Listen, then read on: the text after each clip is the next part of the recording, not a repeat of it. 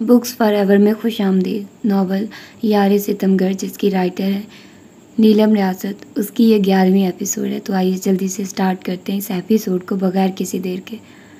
ये ज़िंदगी का शेवा है। जब भी इंसान ये समझता है कि अब सुकून हो गया, आजमाइश ख़त्म हो गई है, तभी ज़िंदगी नया मोड़ लेती है और एक नए ज़ख्म से इंसान को नढाल करती है। मगर जुदाई का गम ऐसा है जिसकी तकलीफ़ कभी कम नहीं होती है। ये ज़ख्म इतनी गहराई तक इंसान को अंदर से काट देता है कि लफ्ज़ों, तसल्लियों, दिलासों के फाहे टांके पे ज़ख्म सिलाई नहीं कर पाते। आंसू ज़ख्म भरने की कोशिश में नरहाल हो जाते हैं। अगर अमल को लगता था कि ज़िंदगी पहले मुश्किल थी, तो अब लगने वाली चोट ने अमल को जज्बाती तौर पर मफलूज कर दिया। अंदर इतनी खामोशी भर दी कि बाहर की हर आवाज़ अपना असर खो गई। अभी से बात हो जाने के बाद से वो रोई नहीं थी, बल्कि अब तो वो बात पे बात मुस्कुराती भी थी। बहन भाई के साथ भी पहले की तरह पेश आने लग गई थी। मूसा का बाप अकीक़त पर घर पे आया था, मगर गुस्से में अमल के पास ना आया। ना ही वो जानबूझकर उस दिन अपने कमरे से निकली थी, मगर वो घर जाने से पहले उसके पास आ ही गया। ईमान को बाल रंगने का नया नया शौक़ हुआ था। उसने अमल के बालों को लेयर्स में काटने के बाद उनका रंग किया और आज के लिए ख़ास तौर पर परमिंग करके खुले छोड़े हुए थे। कमर तक आते बालों में कहीं नीली लिट आती, कहीं जामनी, कहीं गोल्डन लिट नज़र आकर छुप जाती। फिरोज़ी और सफ़ेद रंग के इम्तजाज से नया नेट के दुपट्टे वाला सूट, जिसके साथ बेल बॉटम का सफ़ेद ट्राउज़र उसके लंबे कद पे बहुत जच रहा था। दोनों हाथों पे मेहंदी लगी हुई थी। कलाइयों में सफ़ेद और फिरोज़ी रंग की कांच की चूड़ियाँ भरी हुई थी। जिस वक्त वो बगैर इत्तला दिए उसके कमरे में दाखिल हुआ, वो आईने के सामने खड़ी होकर अपने बालों में लगी पिन्ने निकाल रही थी। फाज का चेहरा अपने पीछे शीशे में उभरता देखकर उसके हाथ वहीं के वहीं रुक गया। वो तो समझी थी वो चला गया होगा, क्योंकि उसकी ससुराल घंटा पहले वापस चली गई थी, जिनमें माँ भी शामिल थी। अमल का दिल पसलियाँ तोड़कर बाहर आने को तैयार हो गया। फाज ने काली शलवार कमीज़ पहनी हुई थी। बाल पहले से काफ़ी लंबे हो रहे थे, वरना तो वो हमेशा छोटे छोटे बाल रखता था। अमल ने एक पल को आंखें मीचकर अंदर ही अंदर दुआ की कि इस पल कोई वहाँ आ जाए, अभी अम्मो, शहरी, छम्मो कोई भी आ जाए। फाज आकर उसके सामने ड्रेसिंग के ऊपर बैठकर उसके चेहरे को देखते हुए बोला, घर कब चलना है? अमल ने अपने और उसके दरमियान फासला पैदा करते हुए कहा, अभी से पूछ लो। क्यों? क्या तुम्हारी ज़बान छुट्टी पे गई हुई है? वो 2 कदम मज़ीद दूर हुई। उसके मुखालिफ सिमत में उठते कदम फाज की बर्दाश्त का इम्तिहान ले रहे थे, मगर उसने अमल को हाथ न लगाया।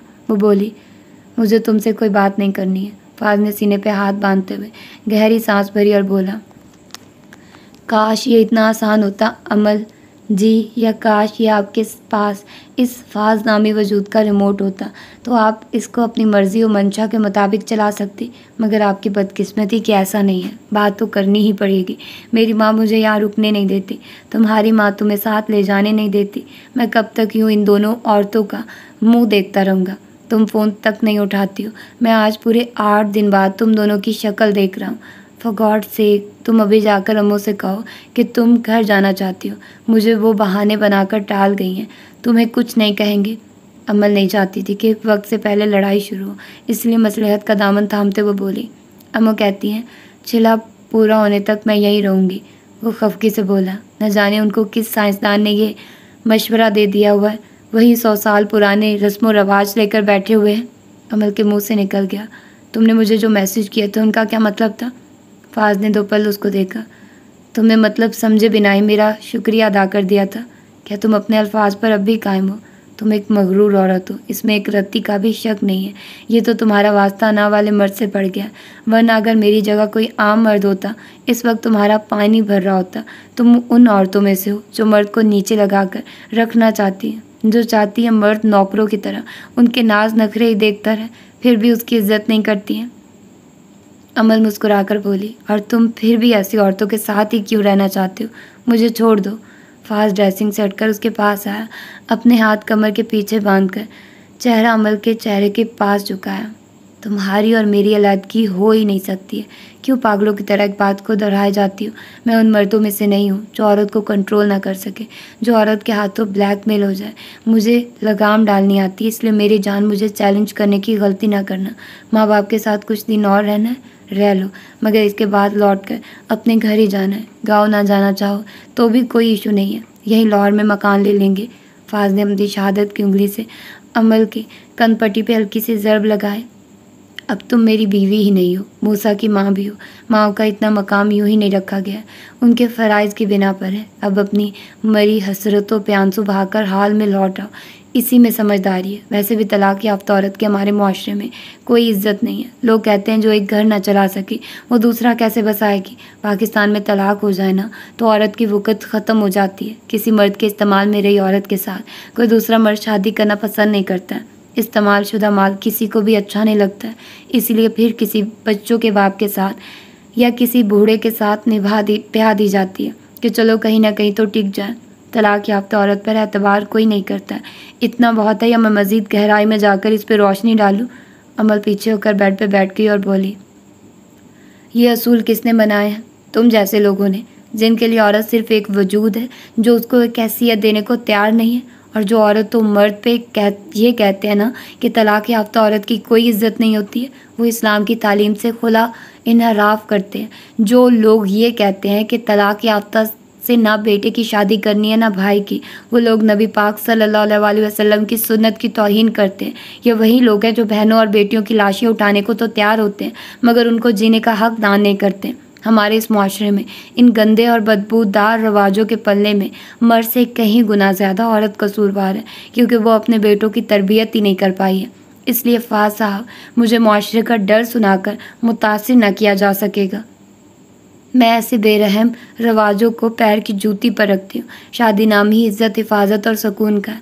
प्यार तो अल्लाह ने दिलों में डालना होता है, मगर इज़्ज़त करना तो मर्द के बस में होता है। और जिस शादी में ये बुनियादी अज्जा ही शामिल ना हो, उसका ख़त्म हो जाना ही बेहतर होता है। फ़ाज़ उसको देखकर तंज़िया मुस्कुराया। अमल, काश तुम्हें अंदाज़ा हो, जब तुम खामोश रहती हो ना, तुम्हारा हुस्न क़यामत ढाता है, मगर जैसे ही ज़बान खोलती हो तुम्हारे ख़यालात तुम्हें बेइंतहा बदसूरत कर देते हैं। कोशिश करो अपनी इस खामी पर काबू पा लो, ज़िंदगी अच्छी गुजरेगी, वरना सारी उम्र तुम्हें ये ताने सुनने को मिलेंगे कि अमल इतनी खूबसूरत होकर भी फ़ाज़ का दिल नहीं जीत पाई। वो बेचारा बाहर माल देखने पर मजबूर है। सारे लोग मुझसे हमदर्दी करेंगे, इसलिए ख़ुद को बदलो। अमल ने थूक निकला। बड़ी मुश्किल से अपने गुस्से को इजहार से रोक के रखा, वरना जी चाह रहा था फ़ाज़ को शीशा दिखाकर घर से निकाल दे, मगर चुप रही। फ़ाज़ बोला, तुम्हारे पास 3 दिन है, 4 दिन बाद तुम्हें लेने आऊँगा। मुझे फजूल के ड्रामे नहीं चाहिए, तैयार रहना भी चलता। तुम्हारे बगैर मेरी रातें भी रौनक है। दिन तो चलो काम में गुजर जाता है, रात को तुम्हारी कमी शिद्दत से महसूस होती है। मगर अम्मा ने सख्ती से मना किया, जब तक मूसा 2 माह का नहीं हो जाता अमल के पास मत जाना, उनसे कोई पूछने वाला ही नहीं है। वो अपने जबड़े को इतनी सख्ती से मीचे हुए थी कि दांत दर्द करने लग गए। फ़ाज़ ने उसके गाल पे प्यार किया और चला गया। कमरे का दरवाज़ा बंद होने के बाद अमल ने अपना दुपट्टा उतार कर बेड पे फेंका और वॉशरूम में जाकर साबुन हाथ पे लगाकर अपनी गाल का वो हिस्सा रगड़ने लगी जहाँ पे फ़ाज़ के लब लगे थे। खूब रगड़ रगड़ कर जब तसल्ली हो गई तो सामने लगे आईने में उभरते अपने अक्स को देखते हुए पूरे यकीन और एतमाद के साथ बोली, फ़ाज़ औरंगज़ेब, ये आखिरी बार थी कि तुम्हारे नापाक लबों ने मुझे छुआ है। आइंदा ऐसा नहीं कर पाओगे। शायरी, रास्ते में मार्केट से होते हुए जाना है, मुझे दुपट्टे पे लैस लगवानी है। अम्मू के कहने पे शायरी ने उकताई हुई शक्ल बनाई। आप सुबह आकर अपने काम करवाती रहिएगा, मैं नहीं ले जा सकता हूँ। अमल ने सीट के पीछे से शायरी के सर पे थप्पड़ जुड़ा। आराम से गाड़ी मार्केट लेकर चलो, जानती हूँ घर जाकर तुमने कौन से कारनामे सर अंजाम देने। इतने ही मरे जा रहे हो तो यहीं हमारे सामने उसका नंबर मिला लो जिसके साथ सारी रात मिन मिन चलती रहती है। बेशरम इंसान, एक लड़की रात के 2:30 बजे इजी लोड मांगे, उसी वक्त भाग खड़े होते हो। माँ कोई काम कह दे तो साथ ही मौत पड़ जाती है। शायरी अपना सर पीछे से सुलाते हुए बोला, शादी के बाद तुम्हारे हाथ कितने भारी हो गए, लगता ही नहीं कि सर पे थप्पड़ पड़ा, ऐसे लगा जैसे ईंट मार दी हो। उफ, तुम अपने घर कब जाओगी? जम ही गई हो। बेफिक्र रहो, मैं कहीं नहीं जा रही हूँ, अपने घर पे ही हूँ। क्यों, क्या फ़ायज़ को घर दमाद रख रही हो? तुम्हें पता चल जाएगा क्या करूँगी। फ़िलहाल तो मार्केट चलो। यार आप ही, पहले तुम्हारे बेटे के चेकअप के सिलसिले में अस्पताल में 2 घंटे लगे, अब तुम लोग मार्केट घुस गई तो रात यही निकलनी है, इसलिए प्लीज़ कल आ जाना। कल नहीं ना, काम आज है। सुबह अम्मू लोग शादी पे जा रहे हैं, उनको दुपट्टा चाहिए है तो अम्मू कोई पुराना दुपट्टा ले लेना। तुम हमें मार्केट उतार दो और मूसा को घर ले जाओ। 1 घंटे बाद ड्राइवर को लेने भेज देना। अम्मू ने मशवरा दिया जो शायरी के दिल को लगा। वो उन दोनों माँ बेटी को मार्केट उतार कर घर चला गया। अम्मू अपने दुपट्टे को लैस लगना देख देने के लिए पहले पीको वाले के पास गई। लेस वाले ने उनको आधे घंटे का इंतज़ार बताया। उन्होंने कपड़ों की दुकान का रुख किया। अम्मू ने अमल के लिए 2 सूट पसंद किए, 2 ईमान के लिए अपनी दफ़ा। वो टाल रही थी मगर अमल ने उनको खाड़ी के 2 सूट अपने पल्ले से लेकर दिए। 2 सूट ताई अम्मी के लिए भी खरीदे। उस पल फाज का उसको पैसे देकर जाना याद आया। ये पैसे उसने मूसा के पैदाइश के वक्त दिए थे मगर खर्च सारा भी उसने खुद ही किया था, अमल से नहीं मांगे थे। और इसके अलावा जो ज़रूरत पड़ी वो अभी अम्मू ने पूरी कर दी, इसलिए फाज वाले पैसे उसके बैग में वैसे के वैसे ही धरे हुए थे। अमल ने अपने लिए सादा मैरून चमड़े का खुस्सा लिया, ईमान के लिए पम्प्स और अम्मू के लिए अंगूठे वाली फैंसी चप्पल ली। जो सूट उन्होंने कल शादी पे पहना था वो उसके साथ मैच करती थी। बच्चों के सेक्शन से गुजरते हुए उसने ज़िंदगी में पहली दफ़ा बच्चों के कपड़ों को तवज्जो से देखा। मूसा 2 हफ्ते का हो रहा था मगर कपड़े उसको एक माँ के बच्चे वाले आसानी से आ रहे थे। अभी उसको बहुत से तोहफे मिले हुए थे मगर फिर भी अमल ने उसके लिए एक कंबल लिया और 3 सूट लिए, साथ में मैचिंग जुराबें वगैरह ली। दुपट्टा भी वापस मिल गया मगर उनका ड्राइवर अभी नहीं पहुंचा था। अमल अम्मू को साथ लेकर ढाबे के स्टाइल में खुलने वाले नए टी स्टॉल पे ले गई। एक तरफ लगे मेज़ों में से एक का इंतखाब करके वो दोनों बैठ गई। अमल अपने सूट को निकालकर उसका रंग देखते हुए उसके प्रिंट पे तबसरा करने लगी। अम्मू ने कहा, इसके साथ जामनी रंग की लैस लेना, सामने बटन लगवाकर, अच्छी सी शर्ट तुम पे बहुत जचेगी। अमल बोली, अभी तो मेरे पास बहुत कपड़े सिलाई हुए पड़े हैं, मेरा वज़न थोड़ा कम हो जाए फिर ये वाले सिलवाऊंगी। अभी तो मेरा पेट नज़र आता है, डाइटिंग करके कंट्रोल करूँगी। चाय आ गई, साथ में दाल के बने बिस्किट थे। अपनी चाय का एक सिप लेने के बाद अम्मू ने कहा, चाय तो बहुत उम्दा बनी हुई है, इसीलिए इनके पास इतना रश होता है। अमल ने उनकी हाँ में हाँ मिलाई। अम्मू कहने लगी, डाइटिंग वगैरह का भी सोचना भी नहीं है, अभी बच्चे को फीड करवा रही हो, तुम्हें खुद अच्छी खुराक की ज़रूरत होगी। दूसरा 6 माह तक वैसे ही तुम्हारा जिस्म पुरानी साख्त में चला जाएगा, अगर ना हुआ तो फिर कर लेना डाइटिंग, मगर अभी नहीं। अमल ने अम्मू को गौर से सुनते हुए नज़र उठाकर सामने देखा। फाज की गाड़ी पार्क थी। पहली नज़र में वो यही समझी कि शायरी ने उसको उन्हें लेने के लिए भेज दिया, मगर फिर अगली सीट पे बड़ा जमान लड़की पे नज़र पड़ी। अमल को अपनी निगाह पे यकीन न आया। यह आदमी किस कदर जलील इंसान है, आज अपने साथ एक नया चेहरा लिए घूम रहा है। ऐसे लोग शादी क्यों करते हैं? और ये 2 दिन पहले मुझे इखलाकियात पे लेक्चर दे रहा था। उसने अमल को इशारा किया, अपने पीछे देखिए, कौन किसके साथ चाय पीने के लिए आया हुआ है? कौन है? अम्मू ने यह कहते हुए गर्दन मोड़कर देखा। अपने पसंदीदा दामाद को किसी अनजान चेहरे के साथ हंसते देखकर अम्मू के मुँह का जायका बदल गया। बोली, कोई कॉलीग होगी। अमल का कहका दिल जला गया। माँ, मेरी प्यारी माँ, मान लो दामाद 1 नंबर का खिलाड़ी है, मगर ये अब आपका दामाद नहीं रहेगा। अम्मू सीधी होकर बैठ गई, गहरा सांस भरकर आंख में उमड़ आने वाले पानी को टिश्यू में जज्ब करते हुए गोया हुई, मुझे इल्म है कि तुम बाप बेटी ने फ़ैसला कर लिया, तुम्हें अपना अच्छा बुरा सोचने का पूरा हक हासिल है, मगर अमल, मुझे तुम दोनों की जोड़ी बहुत ज़्यादा पसंद है। मैंने कल रात तहज्जुद में दुआ की थी कि अल्लाह तुम दोनों के लिए बहुत अच्छा फ़ैसला करे। अगर वो तुम्हारा नसीब है तो अल्लाह उसको तुम्हारे हक़ में बहुत अच्छा कर दे और तुम्हारे दिल में भी उसके लिए नरमी पैदा कर दे। अमल को अपनी माँ के लिए दुख महसूस हुआ। वो नामुमकिन के मुमकिन होने की दुआएं मांग रही थी। हाय, इन दियों के जलाने की मन्नत मांग रही थी जो कभी जलने ही नहीं थे। ड्राइवर के बजाय अभी लेने आए थे। फाज की गाड़ी के बिल्कुल सामने उन्होंने गाड़ी रोकी। फाज ने उनको देखकर अपने साथ बैठी लड़की से कुछ कहा और अपनी गाड़ी से निकलकर चचा के पास आया। तभी अमल को गाड़ी की जानिब आता देखकर उसकी मौजूदगी से भी वाकिफ़ हो गया। मुंह में लाहौल वाला पड़ी। उसकी अपनी हंसी निकल गई। बोला, साला जब भी किसी के साथ कहीं निकलूँ ये देख लेती है। अच्छी किस्मत है बेटा, आज तो सास ससुर भी साथ हैं। पता नहीं कौन लोग हैं जो एक वक्त में 10 खिला लेते हैं और बीवियां सालों की पाक दामनी की कस्में खाती हैं। अपना तो केस पहले ही ख़राब है। अस्सलाम वालेकुम सर जी, आप चाय पियेंगे? चचा की खिड़की पे रुक कर पूछा, साथ ही एक नज़र बीवी के फूले चेहरे पर डाली। नहीं, मैं बस इन माँ बेटी को लेने आया हूँ, तुम पियो चाय। वो कौन है? फाज ने उनके इशारे की सिम देखा। वो हसन की बहन है। उसने कहा, ज़रा उनको घर से उठाकर मैके छोड़ दूँ। मैंने सोचा चलो रास्ते में चाय पिला देता हूँ। चची आप ठीक है? दामाद के मुँह से वजाहत सुनकर वो उसको माफ़ करते हुए बोली, हाँ मेरी जान, मैं ठीक हूँ। तुम कई दिन से घर पे नहीं आए, कल रात का डिनर घर पे करो। अमल इस दौरान लाताल्लुक़ से बाहर देखती रही। हाँ जी, कल अमल को लेने आऊँगा, फिर डिनर भी ज़रूर करूँगा। अमल कल तैयार रहना, मैं ऑफिस से सीधा उस तरफ ही आऊँगा। अभी ने फाज को अलविदा बोलकर गाड़ी आगे बढ़ा दी। सारा रास्ता अम्मू ने एक ही बात 3 दफ़ा की थी, देखो ना फाज ने एक दफ़ा भी मूसा के बारे में नहीं पूछा। अमल खामोश रही। अभी ने भी कुछ ना कहा। घर पे पहुंचे तो ईमान भांजे के साथ मिलकर टीवी देख रही थी। मूसा कार सेट में सो रहा था। अम्मू ने फाज का गुस्सा भी ईमान पे निकाल दिया। मूसा को तब से इस मोई कार सेट में ही डाला हुआ है, नैपी वगैरह भी नहीं देखी होगी। ईमान मज़े से शॉपिंग बैग से हम पे हमलावर होते हुए बगैर शर्मिंदगी के बोली, वो आपका डिपार्टमेंट है, नैपी तो उसकी माँ नहीं बदल सकती, मैं तो फिर मासूम सी खाला हूँ, मेरे लिए भी कुछ लाई हैं।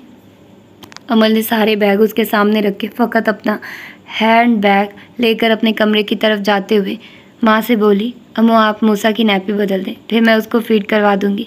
ईमान अपना जूता देखकर खुशी से चौंकी। ये किसने पसंद किया था पता? मैं अभी कल ऑनलाइन इन जूतों को ढूंढ रही थी, अम्मू ने बताया। अमल ने लिए थे। Thank you thank you thank you आप ही जियो, अल्लाह तुम्हें एक और चांद सा बेटा दे। नहीं, इस दफ़ा क्यूट सी बेटी है, उसके मैं अपने जैसे कपड़े बनवाया करूँगी। उफ कितना मज़ा आएगा, है ना अम्मू? अम्मू ने दिल की रिश्तगी से बड़ी बेटी को जाते हुए देखा और बोली, अल्लाह तुम्हारी ज़बान मुबारक करे, अल्लाह उनके लिए कोई राह निकाल दे, अल्लाह इनके दिल फेर दे, अल्लाह इनका सुकून एक दूसरे की संगत में लिखते हैं, आमीन या अल्लाह आमीन।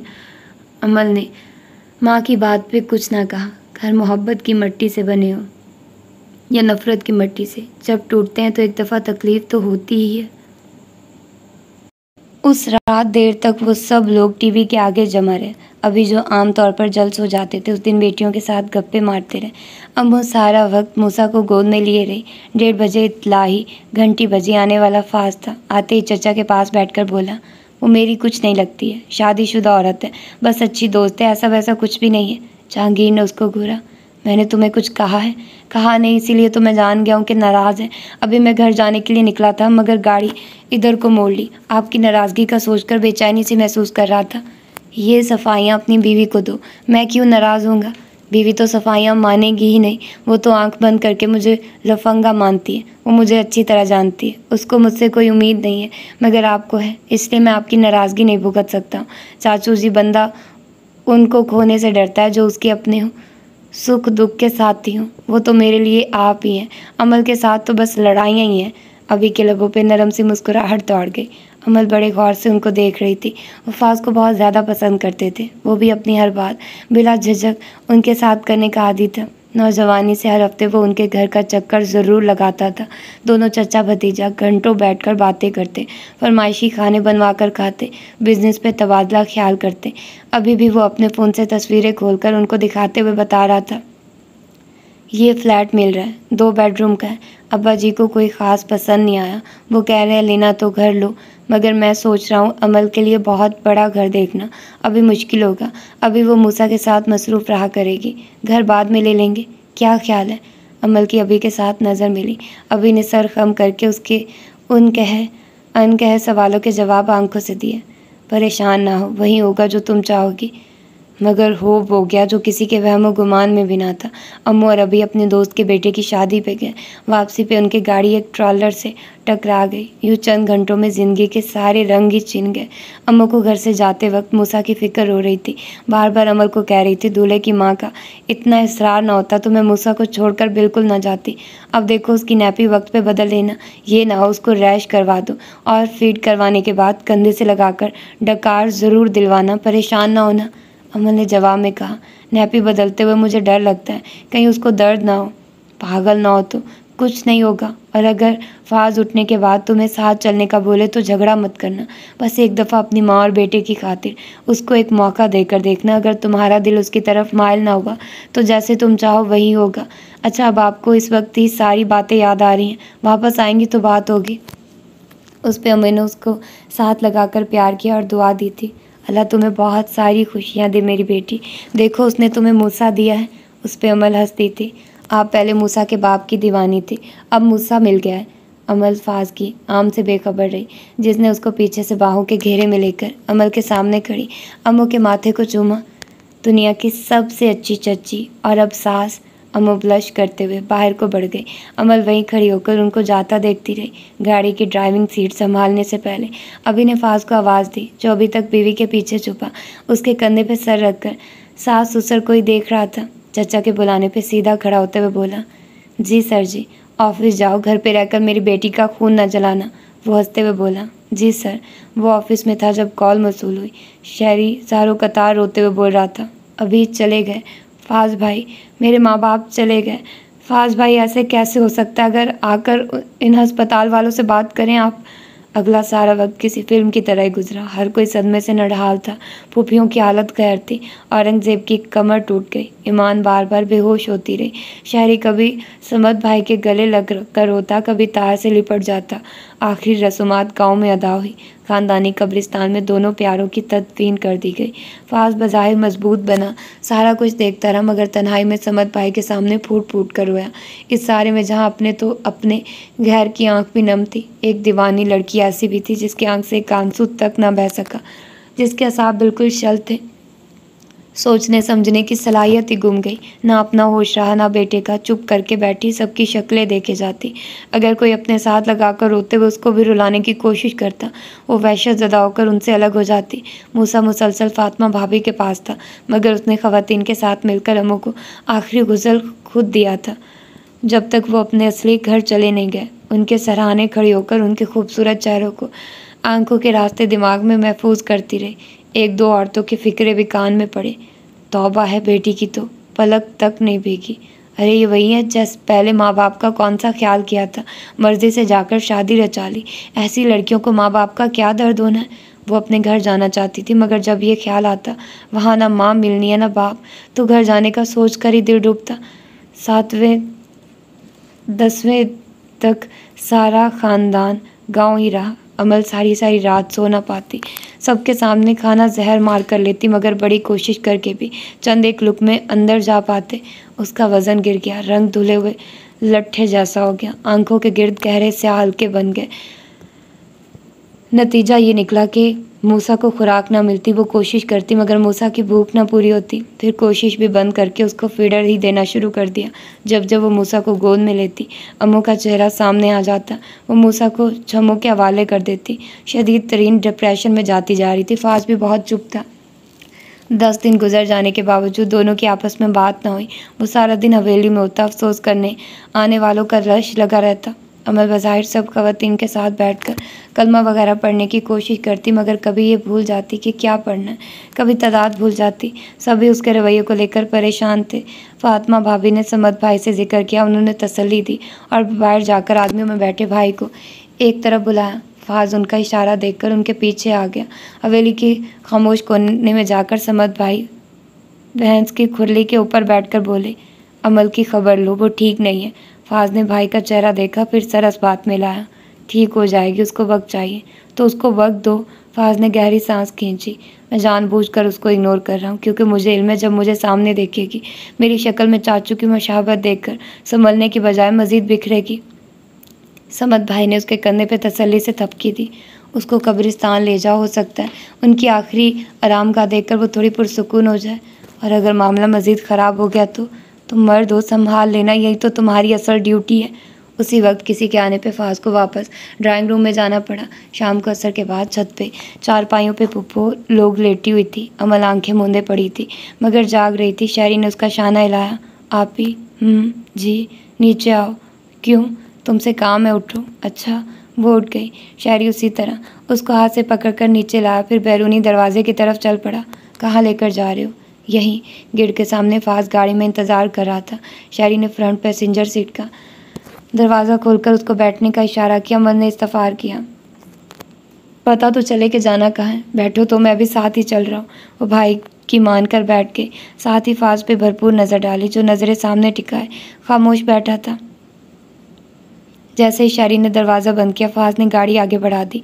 अमल ने मुड़कर पीछे देखा, फिर पूछा, क्या शहरी नहीं जाएगा? फाज ने गियर बदलते हुए धीरे से जवाब दिया, नहीं, हम अकेले ही जाएंगे। मगर जाना कहाँ है? किसी अपने बहुत प्यारे से मिलने जा रहे हैं। अमल तेज़ लहजे में बोली, फाज मुझे कब्रिस्तान लेकर मत जाना प्लीज़। अगर वहाँ जाने का इरादा तो मुझे वापस छोड़ दो। फाज उसके इतने ठीक अंदाजे पे उसकी समझदारी से मुतासिर हुआ। एक दफ़ा मिल आओ, वो लोग तुम्हारे मुंतज़िर होंगे। गाड़ी रोको फाज, गाड़ी रोको, मुझे नहीं जाना है। रिलैक्स करो, कुछ नहीं होगा, मैं तुम्हारे साथ हूँ ना। हर बात में ज़बरदस्ती नहीं चलती फाज। तुम्हारे वहाँ होने या ना होने से कोई फ़र्क नहीं पड़ता है। तुम हो कौन? क्यों तुम हर दफ़ा हर बात पे ज़बरदस्ती खुद को मुझ पे मुसल्लत करते हो? फाज ने लब भींच कर उसको इग्नोर कर दिया, गाड़ी अंदर से लॉक कर दी और जाकर कब्रिस्तान के दरवाजे पर रोक दी। मैं जानता हूँ तुम ठीक नहीं हो, यहाँ आना तुम्हारे लिए बहुत मुश्किल है। मैं जानता हूँ तुम्हारा नुकसान बहुत बड़ा हुआ है। अमल गुस्से से बोली। मैंने अभी से बात कर ली थी, अभी ने मुझे इजाज़त दे दी थी। वो तुम्हें मुझे तलाक देने का कहने वाले थे। अगर तुम तलाक ना देते अभी मुझे खुला दिलवाने वाले थे। फाज हर बात भूलकर उसको देखने लगा। चचा कभी ऐसा ना करते, कम अज़ कम मेरे साथ वो ऐसा कर ही नहीं सकते। ऐसा ही होना था फाज। तुम उनको कितने भी अजीज़ होते, उनकी बेटी से बढ़कर नहीं थे। उनको तुम्हारे मेरे साथ से ज़्यादा मेरी ज़िंदगी अजीज़ थी। उन्हें मेरी ज़िंदगी की कीमत पर हमारा रिश्ता मंजूर नहीं था, क्योंकि मैंने कह दिया था मैं खुद को ख़त्म कर लूँगी। फाज ने आराम से उसको झुठलाते हुए कहा, बकवास कर रही हो, मुझे घर छोड़ कर आओ, खुद चली जाओ। रास्ते में वो जो 2 ताज़ा कब्रें हैं ना, वो दोनों वहीं लेटे हुए हैं, दुआ सलाम करती जाना। अपनी बकवास बंद कर लो। तुम हमेशा उन लोगों में शामिल रहोगे जिनसे मुझे नफ़रत है, बल्कि तुमसे ज़्यादा नफ़रत मुझे किसी से नहीं है। तो फिर क्यों तब से मेरे चेहरे को देखे जा रही हो? जिनसे नफ़रत हो उनकी तो शक्ल देखना भी बर्दाश्त नहीं होती। फाज के इतना कहने की देर थी। वो जिसे ख़वातीन के ताने ना रुला सके, जिसे अपनी बहन भाइयों की सिसकियाँ ना रुला सके, कांपते होंठों के साथ सरगोशी में बोली, तुम्हारी शक्ल मेरे अब्बी से बहुत मिलती है फाज। फिर तो जैसे नदी का बंध टूट गया। उसके मुंह से सिसकियों के साथ बस 2 नाम ही निकले, हाय मेरे अब्बी, हाय मेरी अम्मू। फाज तेज़ी से अपनी तरफ का दरवाज़ा खोलकर तेज़ तेज़ डग भरता उसके दरवाजे के पास आया। दरवाज़ा खोलकर अमल को बाजू से पकड़कर अपने बराबर खड़ा किया, जो बुरी तरह से कांप रही थी। फाज ने उसके रोते सिसकते वजूद को एहतियात से बाहों में भरकर उसके सर को सीने से लगाया। वो बाआवाज़ बुलंद रोती गई। वो उसकी कमर सुलाते तसल्ली देता, बस बस, मेरे इतने कीमती चेहरे मिट्टी के नीचे छुप गए। मैं कैसे जीऊँगी? उनकी जुदाई कैसे सह लूँ? मेरा दिल क्यों नहीं बंद हुआ? इतने दिन गुजर गए, उनकी सांस इस फिजा से निकल गई है, फिर मैं कैसे ज़िंदा हूँ? मेरी माँ चली गई फाज, मेरी माँ चली गई है। अब मेरी गलतियों पर पर्दा कौन डालेगा? अब मेरे ऐबों के बावजूद मुझे सीने से लगाकर दुआ कौन देगा? मेरा तो सब कुछ लुट गया। लोगों देखो, अमल कितनी गरीब हो गई, मरने तक माँ बाप की शक्ल नहीं देख सकेगी। मेला ख़त्म हो गया है। वो फाज की बाहों में बेजान सी होकर झूल गई। वो 2 मिनट तक उसको यूं ही पकड़े खड़ा रहा। इर्द गिर्द फूलों के स्टॉल लगे हुए थे। वहीं पे खड़े एक लड़के को उसने इशारा करके थोड़ी दूर मौजूद दुकान से पानी लाने का कहा। खुद अमल को दोनों बाहों में उठा लिया। कब्रिस्तान से अब्बाजी बरामद हुए। फाज और अमल को वो दूर से देख चुके थे। उन्होंने गाड़ी का पिछला दरवाज़ा खोला। फाज ने अमल को उस पर लिटा दिया। अब्बाजी उसके सर पे प्यार देते हुए बोले, अमल अल्लाह तुम्हें सब्र दे, हमें भी तो देखो, हम भी तो जिंदा है। अपने चहेते भाई के चेहरे पे इन गुनाहगार हाथों से मट्टी डालने के बाद भी जिंदा है। अल्लाह ऐसा दुख किसी दुश्मन को भी ना दे। फाज की कमीज़ उसके आंसुओं से तर थी। अब्बा जी और अमल को वहीं से घर ले आया। उस दिन खुलकर रो लेने के बाद तो जैसे अमल मज़ीद चुप हो गई। 2 माह गुजर गए, ज़िंदगी जैसे तैसे चलने लगी थी। उस दिन वो छत से मूसा के सूखे कपड़े उतार कर नीचे आ रही थी, जब अब्बा जी की गुफ्तगू में अपना नाम सुनकर उसके कदम रुक गए। अमल तो बहुत बदल गई है, अब तो वो तुम्हारे साथ लड़ती भी नहीं है। जवाब में फाज का लापरवाह कहकर उसके सारे ज़ख्म उधेड़ गया। वो बोला, फिर मानते अपने बेटे की समझदारी को। औलाद ऐसी चीज़ है, बड़ी से बड़ी मुँह ज़ोर औरत भी मजबूर हो जाती है। अब ये कहीं नहीं जाएगी, 1 साल मज़ीद रुक जाए, यही अमल मुझसे मोहब्बत की दावेदार भी होगी। इसके आगे भी वो कुछ बोल रहा था, मगर अमल के कानों में होने वाली साए साए ने मज़ीद कुछ सुनने न दिया। दिल मज़ीद छलनी तब हुआ जब सीढ़ियों के नीचे ड्राइंग रूम के दीवार के पास समद भाई को खड़े पाया। वो भी यकीनन सारी बात सुन चुके थे। अमल की टांगें इस शिद्दत से कांप रही थी कि अगर वो बर वक्त नीचे न बैठती तो मुंह के बल गिर जाती। वो जो अपने वालिदैन की जुदाई के गम में की वजह से अपनी अज़वाजी ज़िंदगी की तलखियों को नज़रअंदाज किए बैठी थी, वो जो घिन लगी लकड़ी की तरह अंदर ही अंदर ख़त्म हो रही थी, वो जो गीली लकड़ी की तरह अंदर ही अंदर सुलग रही थी, वहीं सीढ़ियों पे बैठे बैठे फैसले पे पहुंच गई। उस रात जब फाज अपने किसी काम की वजह से घर से बाहर गया था, अमल समद भाई के पास गई।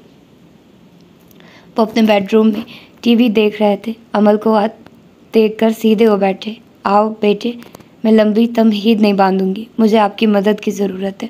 अगर आप मुझे वाकई अपनी बहन या बेटी समझते हैं तो मुझे इतनी थर्ड क्लास ज़िंदगी गुजारने पे मजबूर नहीं करेंगे। आज आपने अपने कानों से उस शख्स की सोच सुन ली है। उसने इतना भी लिहाज नहीं किया कि मैं अभी तक सदमे में हूँ। ऐसे शख्स के साथ रहना बजाते खुद एक खुदकुशी है। मुझे यहाँ से जाना है। मेरी खाला मेरा स्पॉन्सरशिप बनवा रही है। मैं आपको अपने पासपोर्ट समेत तमाम कागजात मुहैया कर दूँगी।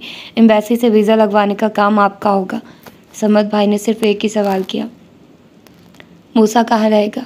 अमल की आंख में आंसू थे जब उसने कहा, मूसा अपने बाप के पास रहेगा, जिसे ये लगता है कि औरत की जैसे मर्जी तजलील करने के बाद उसको माँ की सनद देकर एक गुलाम समझकर भूल जाओ। समद भाई ने उसकी मदद कर दी।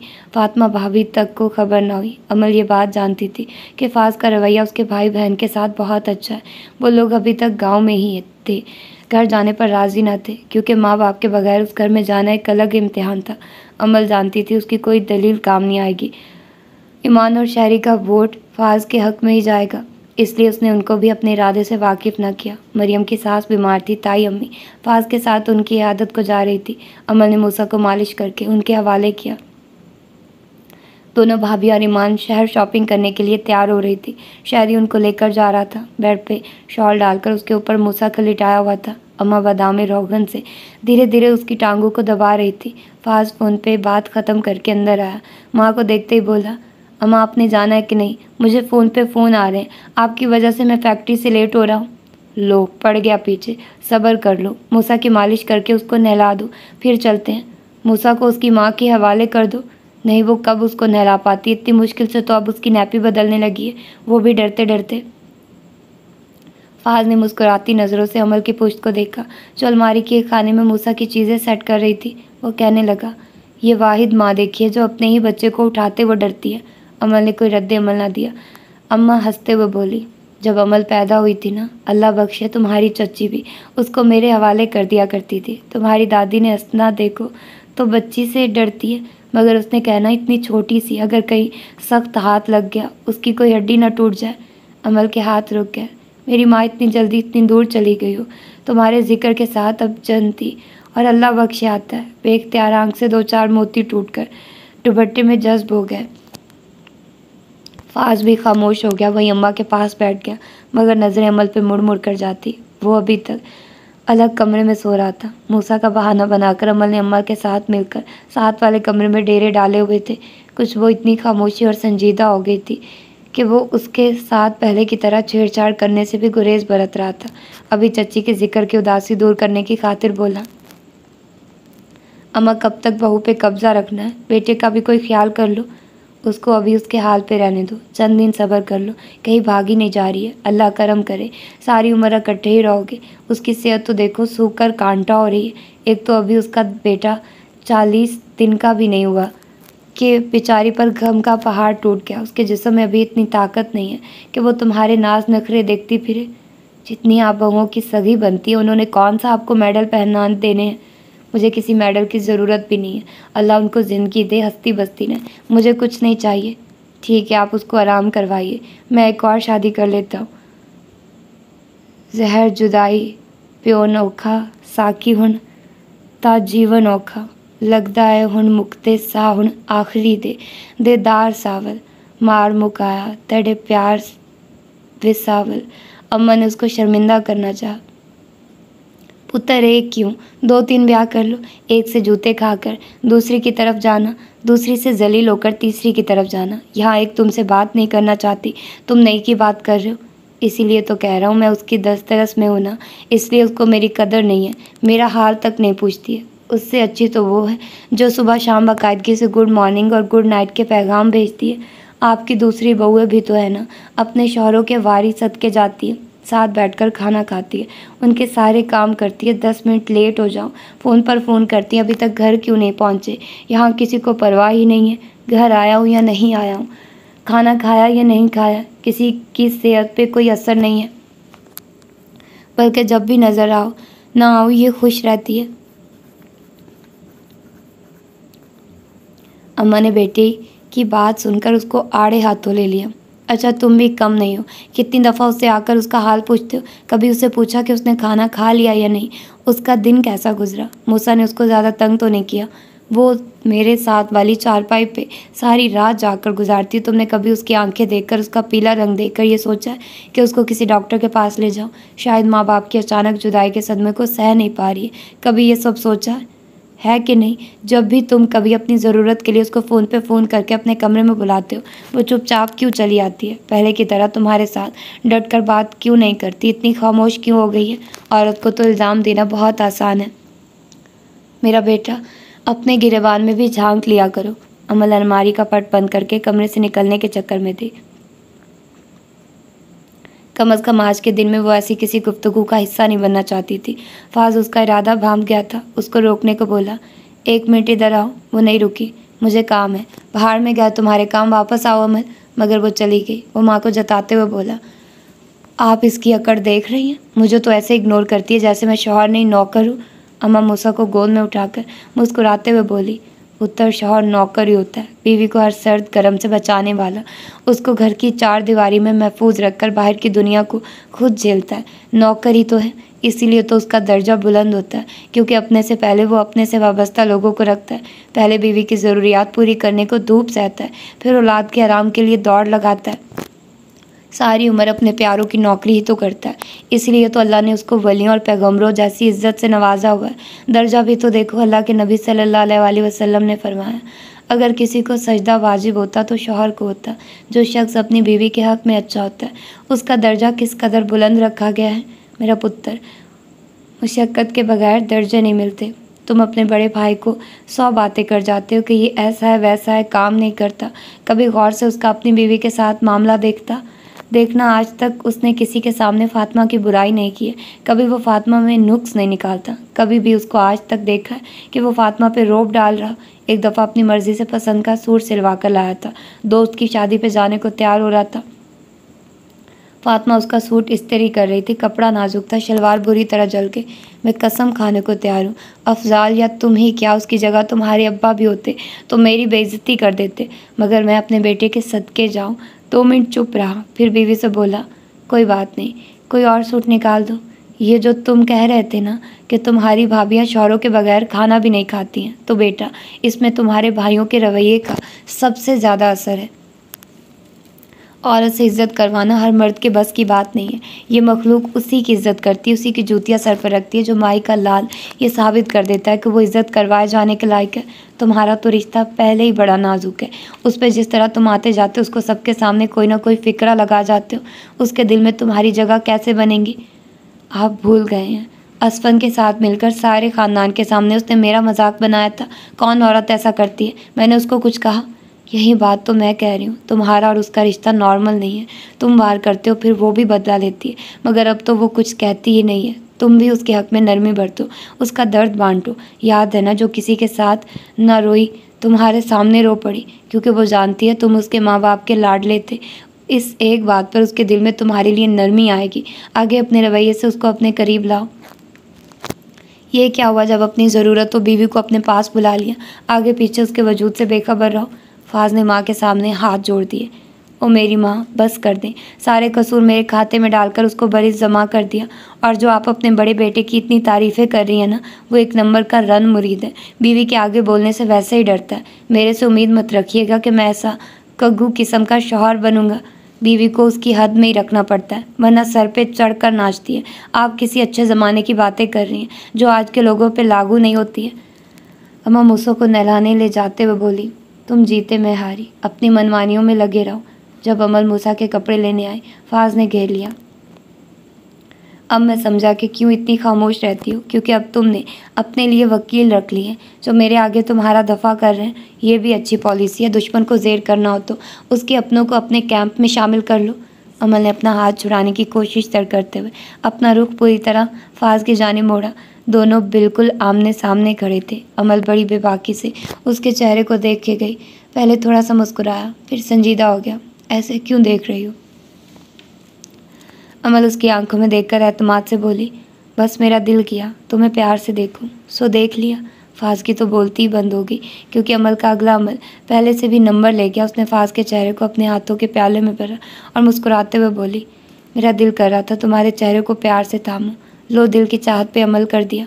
इसके बाद वो दोनों पैरों के पंजों पे खड़ी होकर उसके चेहरे के बराबर आई और फाज के दाएं गाल पे बोसा ले लिया। मेरी शादी अगर वाकई मेरी मर्ज़ी से मेरे पसंद के शख्स से हुई होती तो मैं अपने शौहर पे हर पल यूं ही प्यार निछावर करती। मैं दुनिया के सामने बड़े फ़ख्र से कहती, ये जो सब में जुदा नज़र आता है ना, ये जो सबसे अलग और उजली सोच रखता है वो मेरा है और मैं उसकी हूँ। फाज के सीने में रकाबत का खंजर घोंपा तड़प कर पूछा, वो कौन है, किसको पसंद करती हो? अमल का एक हाथ अभी तक उसके गाल पे रखा था। वो मुस्कुराई। काश कोई होता, या काश वही ऐसा होता जो मेरे जिस्म तक रिसाई पा गया। काश वो वैसा ना होता जैसा वो है, काश वो वैसा होता जैसा मुझे पसंद है। वो मुसलसल उसकी आंखों में देख रही थी। अमल की आंखें पानियों से चमकने लगी। काश वो वैसा होता जैसा मेरी माँ उसको देखती थी। काश मेरे बाप की पसंद मेरे हक़ में बड़ी अच्छी साबित हो जाती। काश वो जिस्म से निकलकर रूह की सुनने वाला होता तो शायद ज़िंदगी खूबसूरत हो जाती। फाज बोला, तुमने आज क्या ख्याल है? अमल बोली, कभी तुम्हें ख्याल आया कि तुम्हें मुझसे माफ़ी मांगनी चाहिए? फाज कहका मारकर बोला, क्या तुम पागल हो? मैंने क्या कर दिया जो मैं माफ़ी मांगता फिरूं? मेरे साथ तो उल्टा वो हुआ, नेकी कर दरिया में डाल। अमल ने मज़ीद कुछ ना कहा, कमरे से चली गई। मगर फाज कितनी देर वहीं का वहीं खड़ा रहा, जैसे उसकी बैटरी के सेल निकाल दिए गए हों। पहले भाभियाँ शॉपिंग के लिए निकली, फिर अम्मा और फाज भी चले गए। उनके जाने के कोई 10 मिनट बाद समद भाई की मिस कॉल मौसूल हुई। अमल ने मूसा को सीने से लगाकर सिसकी ली, उसको दोनों हाथ चूमे, पैर चूमे, उसकी पेशानी चूमी। साथ आंसू गिरते जा रहे थे। फिर अपने आंसू साफ करके चम्मो को कमरे में बुलाकर मूसा को उसके हवाले करते हुए बोली, इसका अच्छा ख्याल रखना। फाज 1 घंटे तक आ जाएगा। मैं ज़रा डॉक्टर के पास जा रही हूँ। अगर तो मैं इसके आने से पहले वापस आ गई तो ठीक, वरना मैं कॉल कर दूँगी। किसके साथ जा रही हैं? हवेली में तो कोई गाड़ी भी नहीं है। शहरी आ रहा है, उसके साथ जा रही हूँ। ध्यान से इसको फीडर देना। बेफिक्र रहो बाजी, ये तो मेरा लाडला है, मेरा गोलू है। वो अलमारी से अपना हैंडबैग उठाए, उसी सादा से सूट के ऊपर चादर लेकर बाहर निकल आए।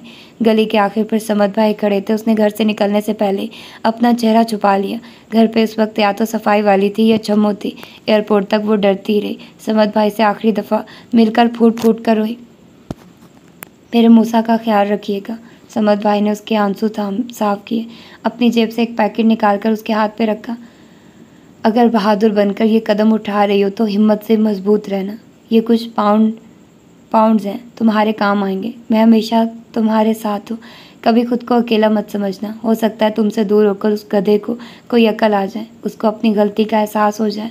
वो मजरूह से अंदाज में मुस्कुराते हुए बोली, आज ही मैंने उससे पूछा कि कभी लगा नहीं कि तुम्हें मुझसे माफ़ी मांगनी चाहिए। जानते हैं वो कैसे ठट्ठा लगा कर हंसा था। वो कभी नहीं बदल सकता है, क्योंकि वो खुद को हक पे समझता है। नहीं, तुम्हारे यूँ लापता होने से एक दफ़ा तो वो पागल होने वाला है। प्लीज़ उसको मत बताइएगा कि मैं कहाँ हूँ। वो मेरे पीछे आएगा। बेफिक्र रहो, उसको भनक भी नहीं पड़ेगी। बहुत शुक्रिया। ज़िंदगी रही तो शायद फिर कभी मुलाकात हो जाए। उसके लहजे की मायूसी पे समद भाई ने उसके गाल थपथपाया और एतमाद से कहने लगे, इंशाल्लाह ज़रूर मिलेंगे। जहाज़ के उड़ने से पहले उसने फाज की फेसबुक आईडी पे मैसेज छोड़ा।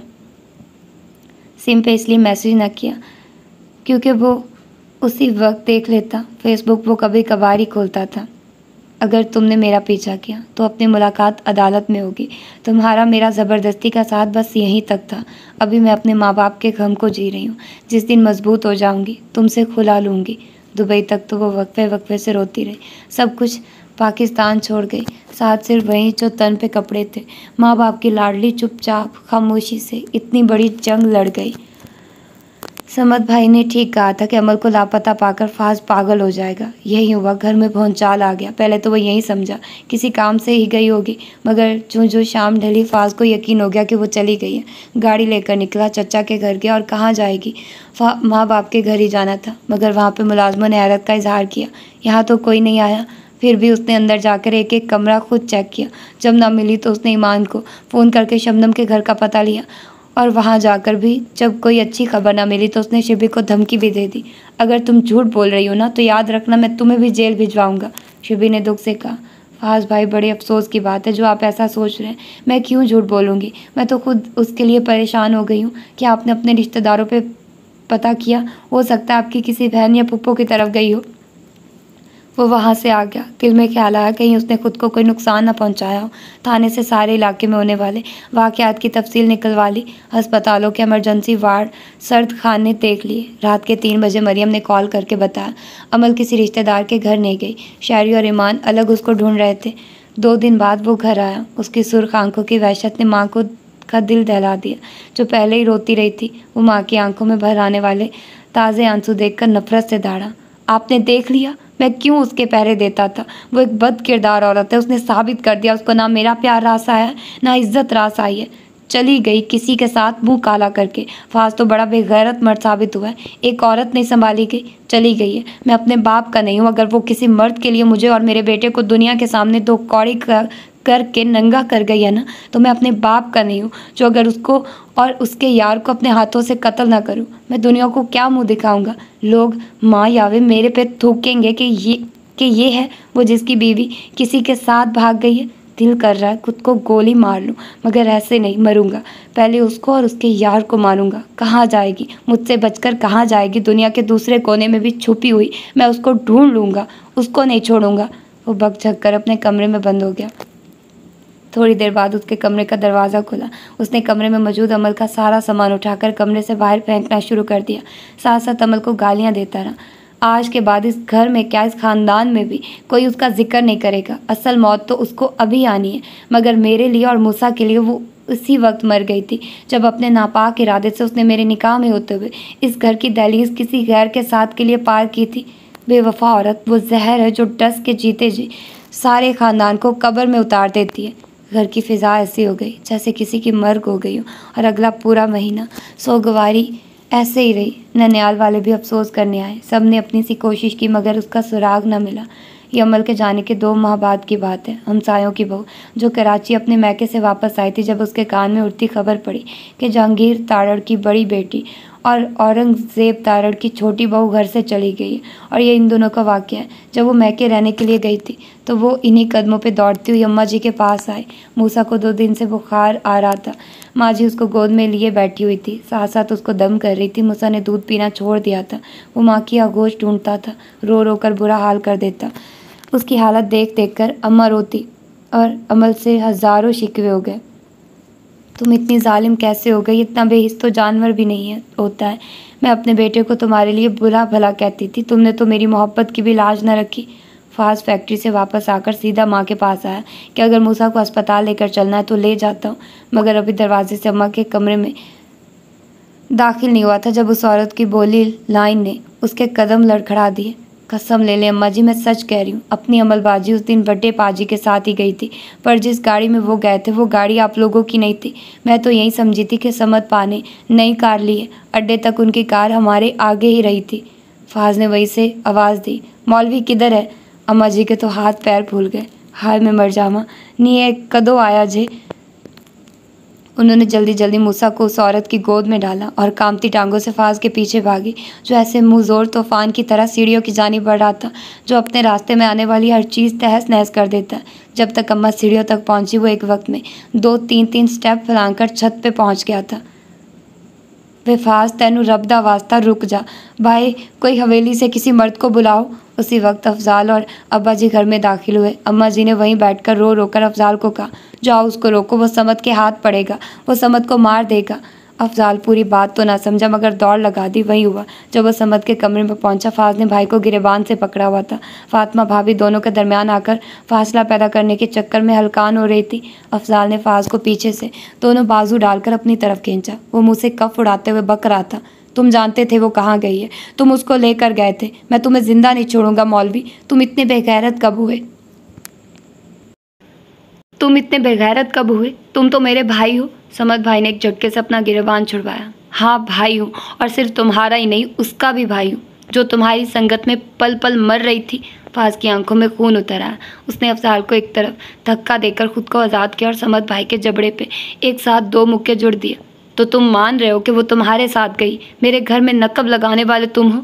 समद ने कोने में पड़ा बैट उठाया और फाज को ऐसे पीटा जैसे सामने गेंद आ गया और समद बाहर बैट्समैन की तरह सिक्सर पे सिक्सर देते गए। जब तक फाज बैट छीनने में कामयाब हुआ, अब्बा जी भी पहुंच गए। उन्होंने आकर दोनों बेटे के मुंह पे एक एक जुड़ दी। कुछ तो ख्याल कर लो, बाप की सफ़ेद दाढ़ी का कुछ अदब कर लो, और कुछ नहीं तो नहीं, घर में मौजूद मासूम बच्चों का ख्याल कर लो। क्या सिखा रहे हो? ऐसी कौन सी क़यामत बरपा होगी है जो यूँ एक दूसरे को नोच रहे हो? फाज ने पहल की। सुर्ख आंखों से समद को घूरते हुए दहाड़ा। इसको पूछिए, वो इसके साथ गई थी, इस मुनाफिक के साथ गई थी। पूछिए इसको वो कहाँ है। ये इस सारे वक्त में मेरा तमाशा देखता रहा है। भाई के नाम पे गाली हो, गंदी गाली हो। अब्बा जी ने समद की तरफ देखा। क्या ये सच कह रहा है? अब्बा जी ये तो कह रहा है अमल के मेरे साथ नाजायज़ ताल्लुकात थे, मेरे साथ भागी है। तो इस अकल के अंधे को कह दे वो मेरी बेटी थी और है भी, और इसीलिए जब उसने मुझसे मदद मांगी थी मैंने उसकी मदद की। उसने जहाज छोड़ कर आने का कहा, मैं छोड़ आया। इससे ज़्यादा मैं कुछ नहीं बता सकता। मैं उसके मुँह से अमल के लिए निकलने वाले बुरे अलकाबात सुन सुनकर इन 3 माह में जिस कदर अजियत का शिकार रहा हूँ ये मेरा अल्लाह जानता है। मुझे मेरी बहन का दिया वादा न रोकता तो मैं कब का इसका मुँह तोड़ चुका होता। मैं आप सबके सामने कसम खाकर कहता हूँ अमल कल भी बाकिरदार बावफा लड़की थी, आज भी वो बाकिरदार बावफा है। गलती इस कुत्ते की है जिसने गलत बुनियाद पर उसके साथ निकाह किया था और उसको बार बार कहती आई है कि वो उसको छोड़ देगी। अगर ये उसकी बात मान लेता तो उसको यूँ अपने बेटे को छोड़ कर ना जाना पड़ता। कमरे में एकदम खामोशी छा गई। आप सब लोग कसूरवार हैं, सब कुछ जानते बूझते आंखें बंद कर रखी। फहाज यकटिक भाई को देख रहा था। एकदम बड़े ठहरे हुए अंदाज में बोला, बस एक सवाल का जवाब दे दो। 2 पल को वो खुद भी चुप हो गया, क्योंकि जो लफ्ज़ ज़बान की नोक पे आए थे, जो ख्याल उसको मुसलसल आग पे लुटा रहे थे, वो कहना भी आसान न था। क्या वो किसी और मर्द की खातिर मुझे छोड़कर गई है? समद भाई ने नफ़ी में सर हिलाया। जब तुम्हारा गुस्सा उतरेगा तुम्हारा अपना दिल भी उसके हक़ में गवाही देगा। वो किसी और के लिए नहीं गई है फाज, उसने तुम्हारी वजह से तुम्हें छोड़ा है। तुम्हारी वजह से मूसा को भी ये सब देखना पड़ा है। तुम जितनी भी उसके अमर के ठीक होने की दलीलें दे लो मौलवी, एक बात हमेशा तुम्हारे और मेरे दरमियान हायल रहेगी, और वो ये कि तुमने मेरी पीठ में छुरा घोंपा है। तुम्हारे सामने मैं उसको ढूंढने के लिए दिन रात का फ़र्क भूलकर कुत्तों की तरह जगह जगह जलील होता रहा। तुमने एक लफ्ज़ नहीं कहा, खामोश तमाशाई का किरदार अदा किया है। ये बात कभी नहीं भूलूंगा। अब्बा जी मैं जानता हूँ आप अपने बड़े बेटे को कभी नहीं बोलेंगे कि वो यहाँ से चला जाए, इसलिए आपकी मुश्किल हल कर रहा हूँ। मैं जा रहा हूँ। अब्बा जी ने फाज को ऐसे देखा जैसे वो कोई मजाक कर रहा हो। तहम्मुल से काम लो फाज, ये मामलात ऐसे नहीं हल किए जाते, और कसूर सारा अमल का है। अपने बच्चे को छोड़कर वो गई है, इसमें तुम्हारे भाई का क्या कसूर है? अच्छा है ना उसने उसकी मदद कर दी। वो किसी बाहर के आदमी से मदद मांगती फिर भी तो हमारी ही बेइज्जती होनी थी। फाज तल्खी से मुस्कुराया। हाँ जी, अब तो जैसे हमारे नाम के आगे चांद सितारे लग गए हैं। आप सबको तो कोई फ़र्क नहीं पड़ा है ना आइंदा पड़ेगा। नुकसान मेरा और मेरे बेटे का हुआ है, आप लोगों का कुछ नहीं गया है। अम्मा ने फाज का बाजू पकड़कर उसका मुंह अपनी तरफ किया। हमें फ़र्क नहीं पड़ा। बीवी तुम्हारी भी कहीं सुकून से बैठी होगी, तुम भी दुखी होने के बहाने अपने आप को सबसे अलग कमरे में बंद रखते हो। उस जान का क्या? ये ख्याल आया कि इस सारे वक्त में उसकी देखभाल कौन कर रहा है? हम लोग, जिनको बकौल तुम्हारे कोई फ़र्क नहीं पड़ा। रातों को तुम्हारे बेटे के लिए तुम्हारी माँ और भाभी ही जाग रही हैं। ये जिसका गिरबान थाम कर मार रहे थे ना, यही भाई तुम्हारे बच्चे को 10 दफ़ा डॉक्टर के पास लेकर गया है। जो वो दूध नहीं पीता था, यही समझ उसको दम करता था। तुम तो अपने खौल में बंद हो, बीवी छोड़ गई हो तो बस जोग ले लिया है। मुझे तुम पे भी गुस्सा है, और अमल को तो मैं माफ़ नहीं करूँगी। उस पर ऐसे कौन से पहाड़ टूट रहे थे जो अपने बेटे के साथ इतनी बड़ी ज़्यादती कर गई है? वो सर हिलाते हुए बोला, आप ठीक कह रही हैं। मैंने इतने दिन मूसा को इग्नोर करके बहुत गलत किया। मैं माजरत ख्वाह हूँ। मेरी वजह से आप लोगों की नींदें ख़राब हुई, आप लोग परेशान हुए, मगर आज के बाद ऐसा नहीं होगा, क्योंकि मैं और मूसा यहाँ से जा रहे हैं। अम्मा परेशानी से बोली, लो ये क्या बात हुई? अपने घर नहीं रहना तो फिर कहाँ रहना है? हम लोग शहर जा रहे हैं अम्मा, मैं अब यहाँ नहीं रह सकता। अम्मा समझाते हुए बोली, चलो ठीक है, तुम 4 दिन शहर रह आओ, हवा बदल जाएगी, तुम्हारा ज़हन भी तब्दील होगा। मगर मूसा कहीं नहीं जा रहा, वो यहीं मेरे पास रहेगा। नहीं, ऐसा नहीं होगा। मूसा वहीं रहेगा जहाँ मैं हूँगा। उसकी माँ ने उसको छोड़ दिया, मैं नहीं छोड़ सकता हूँ। अम्मा के दिल को कुछ हुआ। तुम कैसे छोड़ सकते हो? मगर इतना छोटा बच्चा तुमसे नहीं संभलेगा। तुमने कब बच्चे पाले हैं? नहीं पाले तो सीख लूँगा, मगर वो मेरे साथ ही रहेगा। इस पर बहस नहीं होगी माँ। वो वहाँ से हट गया। अफजाल ने उसके पीछे जाते हुए समझाना चाहा, देख भाई, बच्चा पहले ही बीमार है, अपनी हरदर्मी में कोई बड़ा नाकाबिले तलाफ़ी नुकसान ना कर लेना, ज़िद ना करो। वो रुक गया।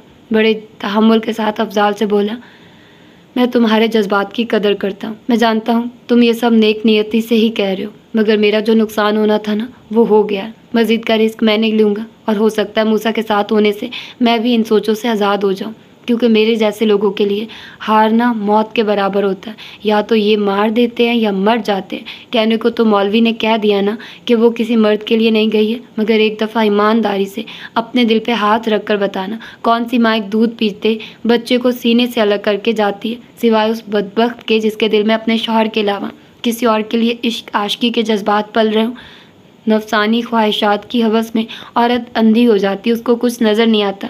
एक दिन उसको मैं अपने हाथों से कब्र में उतारूंगा। बुरे से बुरा मर्द भी जब अपनी बीवी को छू लेता है, नेक औरत उसी से मोहब्बत करती है। ये नेक होती तो ये सब ना करती। नेक होती तो मेरी वफादार होती। नेक होती तो अपने माँ बाप की ही वफादार होती।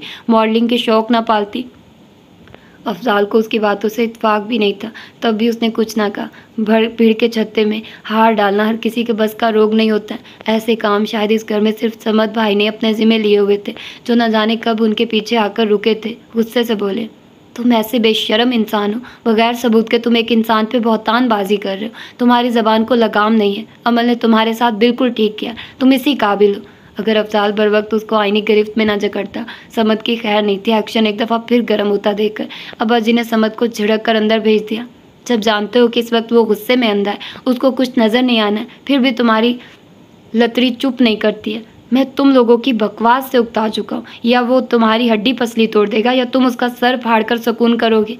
दोनों सूरतों में तकलीफ़ मुझे ही होनी है। बगैर तो घर को दंगल बना दिया है। फाज का पारा एक दफ़ा फिर सवानीज़े पे पहुंच गया था। नीचे पिलर के साथ खड़ी रोती हुई ईमान को देखकर हुक्म दिया, मूसा का सामान पैक कर दो। सब ने मन्नत कर ली, मगर उसकी ना हाँ में नहीं बदली। बुखार में नढाल मूसा को गोद में उठाया, मुलाजिम से सामान उठवाया और चल पड़ा।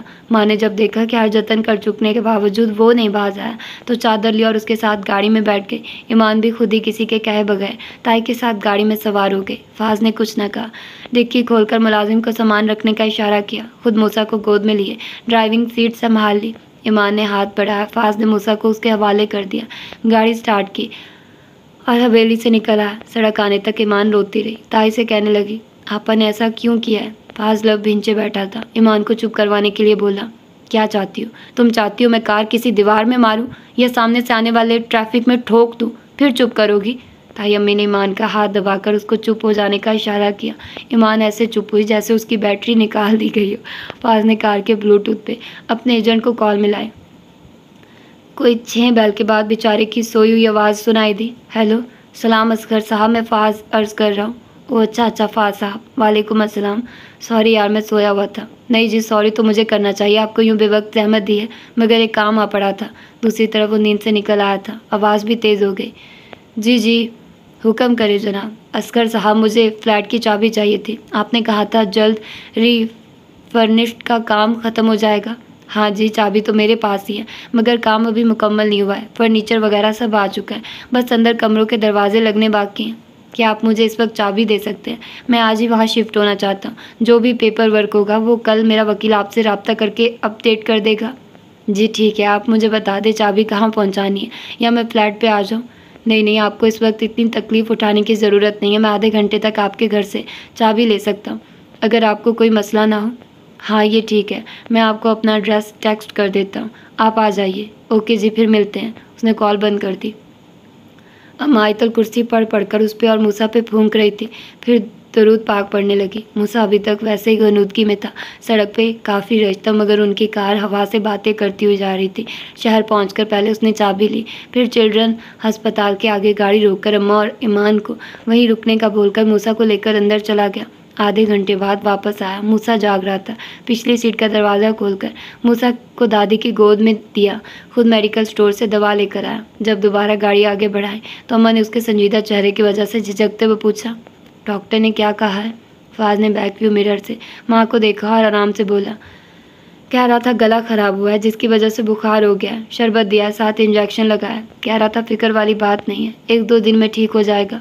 इसके बाद उसने एक जगह से खाना पैक करवाया। जिस वक्त वो फ्लैट की सीढ़ियाँ चढ़ रहा था, दिल पे उदासी का वो हमला हुआ जिससे वो आज तक की ज़िंदगी में वाकिफ़ नहीं हुआ था। जी चाह रहा था कहीं भाग जाए, क्योंकि ये फ्लैट उसने अमल के लिए ख़रीदने का सोचा था। इरादा यही था, जब वो चचा के दुख से थोड़ा संभलेगी तो उसको लाकर दिखा लेगा। अगर अमल को पसंद आ गया तो ख़रीद लेगा, मगर उसके उल्ट हो गया था। अमल उस वक्त उसके निकाह में तो थी, मगर ज़िंदगी से जा चुकी थी, और जो अपनी मर्ज़ी से चला जाए वो वापस फिर घर वालों की मर्ज़ी से ही आ सकता है, और जाने वालों को वापस कबूल कोई कोई ही करता है, ख़ासकर ऐसा मर्द जो माशरे के रस्म व रिवाज का पाबंद हो, अपने रवाजों को बहुत ज़्यादा पसंद करता हो। वो कैसे अपनी फितरत से हटकर एक ऐसी औरत को कबूल कर सकता था। अम्मा 1 महीना उसके पास रही और हर दिन हैरान होती। फाज ने ऑफिस का काम घर से करना शुरू कर दिया। मूसा का हर काम खुद करने की कोशिश करता। मूसा की सेहत भी ठीक हो गई थी। फाज भाई, आप इतने चुप क्यों रहने लगे? मूसा को सुलाने के बाद लैपटॉप पे सेपरेट शीट फैलाए अपने नए प्रोजेक्ट का बजट बना रहा था जब ईमान ने सवाल किया। फाज ने की पैड पे उंगलियां नचाते हुए कहा, तुम्हारा कॉलेज तुम्हारे इंतज़ार में,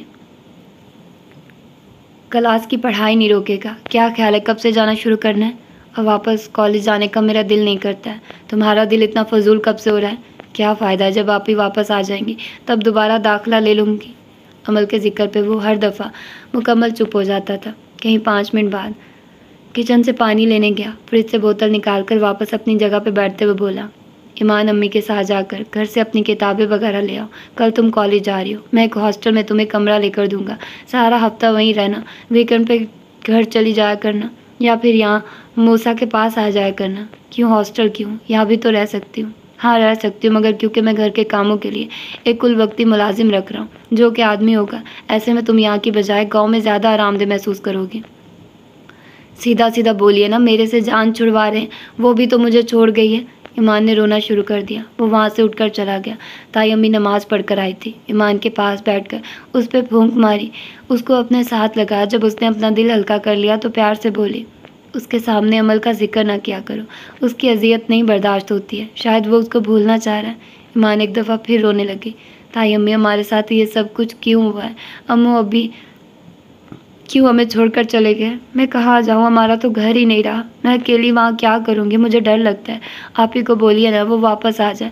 अम्मू तो नहीं आ सकती, अभी भी नहीं आ सकते हैं, पर आप ही तो आ सकती है ना।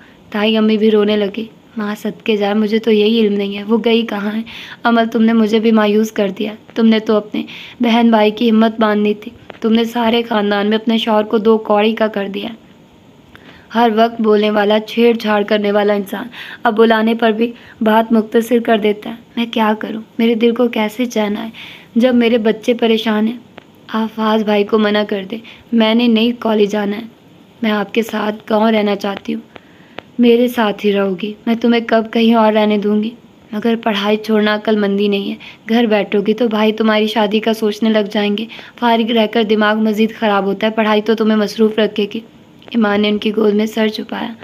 अम्मू कहा करती थी ईमान डॉक्टर बनेगी। ताई अम्मी ने उसके आंसू साफ किए। इंशाल्लाह अल्लाह तुम्हारी माँ के मुंह से निकली पूरी करे। चलो शाबाश, जाओ। भाई बालकनी में गया, जाकर उसको बोलो कि तुम कल से कॉलेज जाओगी। वो देखो अपना कंप्यूटर खुला छोड़कर चला गया। ईमान उठकर फाज के पीछे गए। वो दोनों बाजू रेलिंग पे रखकर नीचे गली में क्रिकेट खेलते बच्चों को देख रहा था। सॉरी भाई। फाज ने मुड़कर उसको देखा और उसके सर पे हल्की सी थपकी देकर सांप का पोजीशन में हो गया। मुझे और ताई अम्मी को घर कौन लेकर जाएगा ताकि मैं अपना सामान ले आऊँ? ड्राइवर को फ़ोन कर देता हूँ, 10 मिनट तक आ जाएगा। तुम लोग तैयार हो जाओ। और भाई मैंने हॉस्टल में नहीं रहना है, वहाँ मेरा दिल नहीं लगेगा। मैं ताई अम्मा के पास ही रहूँगी। बच्चों के साथ वैन में कॉलेज आ जाया करूँगी, जैसे कभी कभी गाँव रात रहने पर आया करती थी।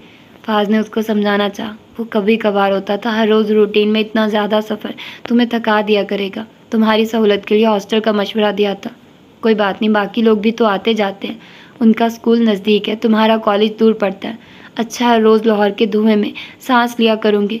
इतलाही घंटी बजी। फाज ने जाकर दरवाज़ा खोला, मगर सामने समद को देखकर माथे पे तेवरी पड़ गई। यहाँ क्या लेने आए हो? गुस्सा न करो चौधरी, अम्मा जी ने फ़ोन किया था, उनको लेने आया हूँ। फाज वहीं से पलटा। अम्मा, आपका सपूत आया। आज आपकी वजह इसको अंदर आने दे रहा हूँ। आज के बाद ये यहाँ ना आए।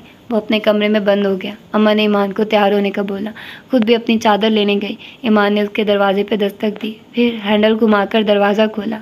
फाज भाई, मैं ताई अम्मी के साथ जा रही हूँ। रास्ते में समद भाई घर का चक्कर लगवा देंगे। ठीक है, क्या तुम्हारे पास घर की चाबी है? नहीं, पर नौकर उधर ही होंगे ना, तो घर खुला हुआ ही होगा। हाँ, खुला हुआ ही है। अलमारियों की चाबियाँ मेरे पास है, वो भी लेती जाओ। नहीं भाई, मैंने तो बस अपनी किताबें और कपड़े वगैरह लेने हैं, उनको कोई ताला नहीं लगा हुआ है। मैं वहाँ ज़्यादा देर नहीं रुकना चाहती हूँ। फाज ने अपने ड्रेसिंग का दराज खोलकर अपना वॉलेट निकाला। उसे खोलकर 5-5 हज़ार के 6 नोट निकाल कर उसकी तरफ बढ़ाए। ईमान ने ताज्जुब से पूछा, इनका मैं क्या करूँगी? मुझे ज़रूरत हो तो ताई अम्मी दे देती हैं। अपनी ज़रूरत के लिए तुम्हें किसी से भी मांगने की ज़रूरत नहीं है। अम्मा तुम्हें देती ही रहेंगी, मगर ये तुम्हारे अपने पैसे हैं। चचा का सारा कारोबार इस वक्त मेरे पास है। ये पैसे तुम्हारे हैं। मैं तुम्हारा अकाउंट बनवा दूंगा। हर महीने तुम्हारा खर्चा अकाउंट में आ जाया करेगा। इसके अलावा भी जो ज़रूरत हो मुझे बता दिया करना। ईमान ने भराई हुई आवाज़ में कहा, क्या आप अमल आपी के हवाले से मेरी जिम्मेदारी ले रहे हैं? फाज के चेहरे से सारी नरमी जाती रही। बोला तो लहजा पथरीला था। वो बाहर में जा चुकी है। उसके हवाले से मैं किसी की शक्ल देखना भी गवारा ना करूं। तुम मेरी बहन हो। वो कौन है? कोई नहीं। तुम बहन हो। तुम्हारा ख्याल रखना मेरा फ़र्ज़ है। आज के बाद ये मौजू ना उठे। अब जाओ। ईमान पैसे पकड़कर सोए हुए मूसा के पास आई, उसके गाल पे प्यार किया। कमरे से निकल रही थी जब फाज ने उसको आवाज़ देकर 20,000 मज़ीद दिया। ये अम्मा को दे देना। अम्मा अंदर उसको मिलने आ रही थी। उसकी बात पे जताते बोली, अम्मा को दे देना मतलब तुमने मुझसे मिलना भी नहीं था? मूसा का ख्याल रखना। कोई ज़रूरत हुई मुझे उसी वक्त कॉल करना, मैं आ जाऊँगी। वो उनकी फ़िक्र पे मुस्कुराया।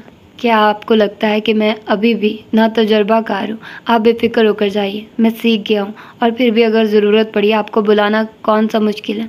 मुझे तो तुम अपने वाले फाज लगते ही नहीं हो। बहन भाइयों के बच्चे इकट्ठे हुए शोर करते थे तो तुम उस दिन हवेली में सोया करते थे कि उनके बच्चे सोने नहीं देते। कहाँ अब अपने बेटे के रोने पे उसको इस कदर प्यार से बहलाते हो, रात को उसे फीडर गर्म करके पिलाते हो, उसको नहलाते हो। तुम्हारे अंदर किसकी रूह आ गई है? वो हल्के फुल्के अंदाज में बोला, शायद उसी की सज़ा मिली है। अम्मा ने भी मूसा को प्यार किया। मेरा सारा ध्यान इसकी तरफ रहना है। अगले हफ्ते ड्राइवर को भेजूंगा, आप आकर मिल जाना। अच्छा बूढ़ी माँ रास्तों में हड्डियाँ रोलेगी, तुम नहीं आओगे? उनके शिकवे पे वो चुप रहा। अम्मा और ईमान चले गए। वो इंतज़ार कर रहा था ये लोग बाहर जाए तो वो दरवाज़ा बंद कर लेगा, मगर समद भाई उसके कमरे में आ गए। फाज ऐसे हो गया जैसे उसके अलावा वहाँ और कोई नहीं है। समद भाई कुछ पल दरवाजे के पास खामोश खड़े रहे, फिर बोले, मैं जानता हूँ तुम मुझे अपना दुश्मन समझ रहे हो। तुम एक बेटे के बाप हो। जब तुम एक बेटी के बाप बनोगे तब मेरी जगह खुद को रख कर देखोगे ना, तो तुमको मुझसे नफ़रत नहीं होगी। जब मैंने उसको रोते देखा था पहला सवाल ये आया था, अगर अमर की जगह मेरी बेटी के साथ ऐसा हुआ होता तो मैं क्या करता? बस इसीलिए मैंने उसकी मदद की है, क्योंकि आज अगर मैंने किसी की बेटी का ख्याल किया तो कल को मेरी औलाद पे आने वाली कोई परेशानी शायद उसी के सदके टल जाए। अपनी बात कहकर वो चले गए। फाज खिड़की के सामने खड़ा था। मुठ्ठियाँ इतनी ज़ोर से मीची थी कि उसकी उंगलियों के जोड़ सफ़ेद नज़र आ रहे थे। फ़ोन की बेल ने उसकी तवज्जो अपनी जानिब खींच ली। कमरे से बाहर आया। हॉल में रखे डिनर की मेज़ पे उसका लैपटॉप और फ़ोन पड़े थे। फ़ोन कॉल उठाते हुए उसने बाहर का दरवाज़ा अंदर से लॉक किया। हेलो, अस्सलाम वालेकुम फाज, कैसे हो यार? वालेकुम अस्सलाम। साबिर, कैसे फ़ोन किया? यार माना कि तुम अमीर आदमी हो, मगर अब हर बंदा तुम्हें मतलब के लिए ही फ़ोन नहीं करता है। किस कदर बेमुरव्वत किस्म का जवाब देते हो, मुंह का जायका कड़वा कर दिया। अब असल बात की तरफ भी आना है या इसी काम के लिए मेरा वक्त बर्बाद किया है? शाकिर की वफ़ात हो गई है, तुम जनाजे में शरीक नहीं हुए, यही पूछने को कॉल की थी, मगर तुम मरो, आइंदा नहीं करूँगा। यार माफ़ कर दे, मुझे इस बात का पता नहीं था, मगर उसको क्या हुआ? यूँ अचानक चला गया है और तुमने मुझे पहले क्यों नहीं बताया? उसका एक्सीडेंट हुआ था यार। मैंने 10 दफ़ा फेसबुक पे पोस्ट में तुम्हें टैग किया था, तुम न जाने कहाँ गायब हो। सॉरी, मैंने तो महीनों से फेसबुक ही नहीं खोली है।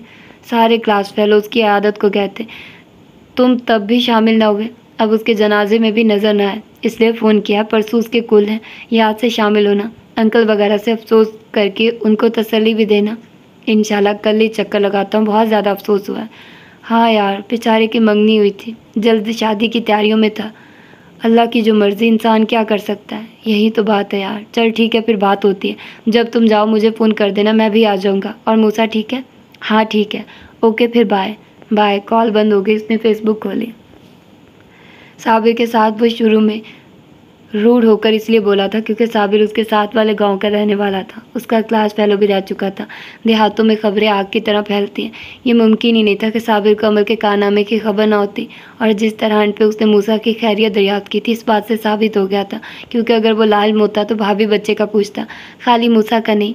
फेसबुक पे वाकई बहुत से दोस्तों ने शाकिर मरहूम की तस्वीरें अपलोड की हुई थी। शाकिर की वफ़ात का सुनकर उसे दिली तौर पे बहुत दुख लगा था। उसने शाकिर के भाई की आईडी खोली और उसको मैसेजेस पे कॉल मिलाए। दूसरी तरफ से कॉल उठा ली गई। उसने बारी बारी उसके भाई और अब्बू से अफसोस किया और बताया कि वो घर पे भी हाजिर होगा। आधे घंटे बाद कॉल बंद करके वो बाकी आए मैसेज देखने लगा और ठठक गया। अमल की आईडी से मैसेज आए हुए थे, वो भी 1 माह पहले के। उसके दिल की धड़कन तेज़ हो गई। उसने क्या लिखा होगा? उसने फ़ोन बेड पे रख दिया, खुद चुपचाप उसके पास बैठ गया। मुझे ये मैसेज खोलना ही नहीं चाहिए। प्राइवेट इन्वेस्टिगेटर ने बताया था वो पाकिस्तान में नहीं है, या तो कनाडा में अपने मामू के पास गई है या फिर इंग्लैंड में अपनी खाला के पास है, क्योंकि उन दोनों के अलावा अगर वो कहीं और गई होती तो बड़ी रकम लगती, मगर बड़ी रकम कहीं से भी गायब नहीं हुई है, न चचा के बिजनेस अकाउंट से, ना ही चचा चची के जॉइंट अकाउंट से। उसका मामू इतनी रकम देने वालों में से नहीं है। खाला का चांस है, खाला का बेटा भी तो है, तो क्या वो इंग्लैंड में है? बेटे तो मामूओं के भी हैं। क्या अब ये अहम है कि मैं उसका मैसेज पढूं? अगर नहीं पढ़ूंगा तो उलझता रहूँगा और ना ही मेरे दिमाग से उसकी आखिरी मुलाकात के मनाजिर जाएंगे। जाने से पहले मुझे प्यार की मार से भी मार गई है। जैसे उसने फाज को नरम निगाहों से देखा था, वो निगाहें फाज की यादाश्त में पेवस्त थी। जैसे अमल ने उसके चेहरे को अपने हाथों में भरा था जब उसके लबों ने फाज के चेहरे को छुआ था। उस वक्त सारा रास्ता वो उसके साथ रही थी। अम्मा को मरियम के पास ले जाते हुए वो मुसलसल उसी को सोच रहा था कि घर जाकर अमल को आज अपने कमरे में शिफ्ट हो जाने पे जोर देगा, मगर वो कमरे में क्या शिफ्ट होती, वो तो घर से ही दफ़ा हो गई। तुमने उस आखिरी पल में मेरे पे बिल्कुल वैसे ही झूठा प्यार लौटाया था जैसे कुर्बानी वाले जानवर को छुरी फेरने से पहले चारा और पानी दिखाया जाता है। किस तरह आएगा करार मुझे, उसने देखा है बार बार मुझे। खो गया हूँ गमों के सहरा में, तो कहाँ है ज़रा पुकार मुझे। उसने अमल का मैसेज खोला। अगर तुमने मेरा पीछा किया तो अपनी मुलाकात अदालत में होगी। तुम्हारा मेरा ज़बरदस्ती का साथ बस यहीं तक था। अभी मैं अपने माँ बाप के गम को जी रही हूँ। जिस दिन मजबूत हो जाऊँगी तुमसे खुला लूँगी। फाज ने पूरा मैसेज पढ़ने के बाद जवाब में अमल को गालियाँ लिख दी, मगर भेजने से पहले ही डिलीट करके उसकी आईडी ब्लॉक कर दी। ये अलग बात है कि अगले महीने उसने दोबारा से आईडी अनब्लॉक की, दोबारा से गालियाँ दी, फिर उसे भेजे बगैर डिलीट कर दी। ये सिलसिला काफ़ी देर तक चलता रहा। भाई से नाराज़गी की वजह से वो गाँव नहीं जाता था, मगर जिस दिन उसको फ़ोन आया कि समद का मोटरसाइकिल पे एक्सीडेंट हो गया, सारी नाराज़गी भूलकर भाई की खैरियत जानने चला गया। समद ने उससे माफ़ी मांग ली। तब तक वैसे भी फाज की तबीयत में एक ठहराव आ चुका था। रही सही कसर तब पूरी होगी जब उसने अमल को खुद जाकर देख लिया। वो जो कहता था मेरे सामने आ गई तो उसको जान से मार दूंगा। वो लंदन उसको लेने गया था, मगर दूर से देखकर उससे मिले बगैर ही वापस आ गया। उसने ऐसा क्यों किया? इसका जवाब आज तक नहीं मिला था। क्या उसने अपनी शिकस्त तस्लीम कर ली थी, या मूसा की खातिर हर बात पर से पुश डाल दी थी? चलो तब की बात और थी, अब भी तो वो अकेला ही वापस आ गया था।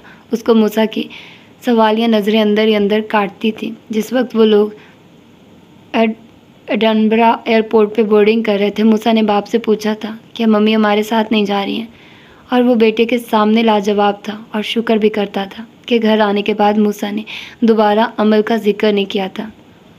तो ये थी इसकी आज की एपिसोड। यकीनन आप लोगों को अच्छी लगी होगी, और अगली एपिसोड मैं कुछ कह नहीं सकती, हो सकता है सेकंड लास्ट हो या फिर लास्ट हो, लेकिन बहुत बहुत बहुत अच्छा नावल है। मेरा तो बिल्कुल दिल नहीं कर रहा है कि इसको बग़ैर कंप्लीट किए मैं रुक जाऊं, और लेकिन 1:22 हो गया रात के। ओ माय गॉड, इतना टाइम हो गया। तो खैर आज के लिए इतनी काफ़ी है, कल बाकी की कर लूँगी। और ये मैंने आपको 11 दिन लगातार नावल प्रोवाइड करना है, क्योंकि मुझे पता 11-12 दिन तक तो चलेगा ना नावल। हो सकता है इस आगे मैं 2 पार्ट्स बना दूँ, सेकंड लास्ट और लास्ट, बस बाकी 2 दिन आप लोगों को और सुनना पड़ेगा।